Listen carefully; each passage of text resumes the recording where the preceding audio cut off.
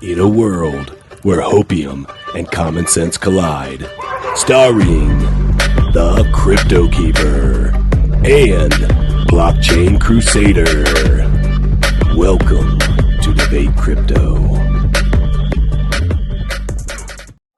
Crypto fam, it's your boy CryptoKeeper. I got a little bit of a hot take for you this morning. Something that we touched on yesterday on Around the Blockchain as it relates to blockchain gaming. So I'm super excited to talk about this. Let's get into it. But before we do, just as a reminder, tomorrow, December 23rd, we're giving away $500. All you have to do is be subscribed. It's that simple. If you are in here, make sure that you smash a like. We would appreciate that. Tell YouTube that you like the content. And yeah, if you got any questions, comments, concerns, anything, drop it in the chat. So let me share my screen here. I want to kind of just share the start of an article, and then I've got a little bit of a hot take on it. So let's get into it. So, cash grab or innovation? The video game world is divided over NFTs. Ubisoft debuted a platform called Quartz, which lets players own in-game cosmetic items in the form of NFTs. The move was met with widespread anger from gamers who slammed Quartz as a cash grab. The debacle highlights division in the gaming world over non-fungible tokens. Now I'm going to go a little bit farther into this, and then I will give the my little hot take here. Gamers are a notoriously skeptical crowd. In 2017, for example, Electronic Arts faced huge backlash over a decision to let players pay to unlock certain characters in its Star Wars Battlefront 2 game. Traditionally, players are required to toil for several hours to access such content.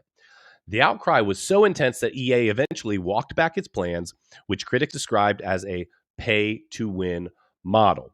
So when Ubisoft, the French video game publisher, dropped a video this month showing off its foray into non-fungible tokens, it's fair to say the reaction was a little bit predictable. Now, let's talk about this, okay? First of all, I have a hard time with this one because, you know, I like games. I like gaming. And I think that there's going to be a lot of future in the gaming space, and specifically with the NFTs in the gaming space. There's a couple projects coming up. I'll share a little gem with you. Gold Fever. It is going to be, I believe, absolutely a AAA game in which you can ultimately, you know, essentially creatively stake, right?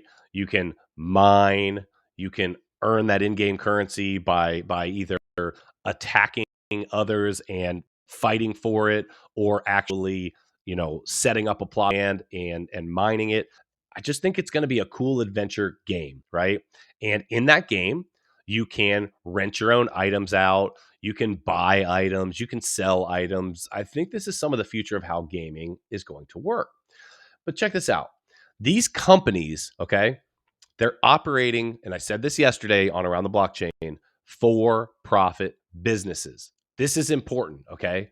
These companies are not here to do charity work and rub your back and just tell you, you know, hey, I bought something special for you. Here you go, right? That's just not how this works. These are for-profit businesses, whether you like it or not.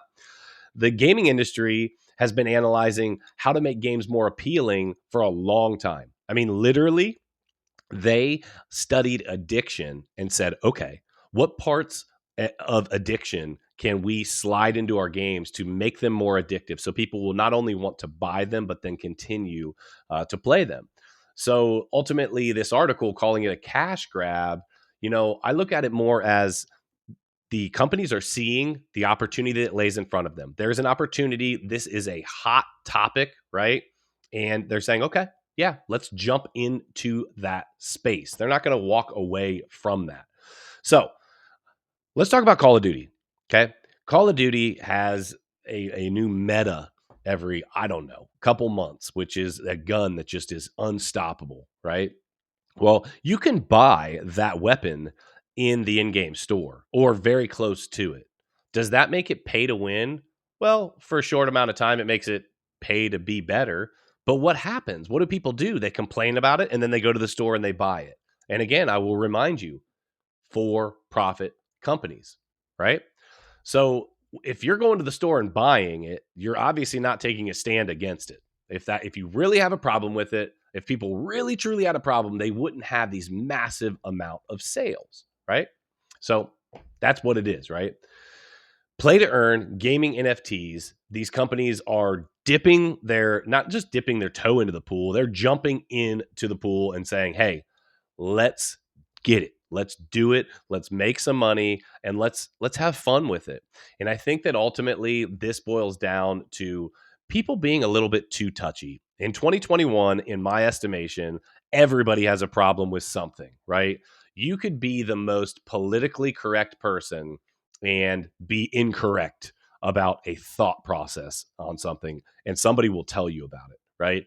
You could speak absolute truth and someone will tell you that the truth was a little too sharp for them to handle. Could you back it off a little bit? And so, what I want to say is to the gaming crowd, if you have a problem with the fact that these companies are going to make money off of these NFTs and then give you the opportunity in turn to turn around and make money because you're going to have ownership of them and then be able to resell them or rent them out or whatever, well, then maybe you just shouldn't play, right?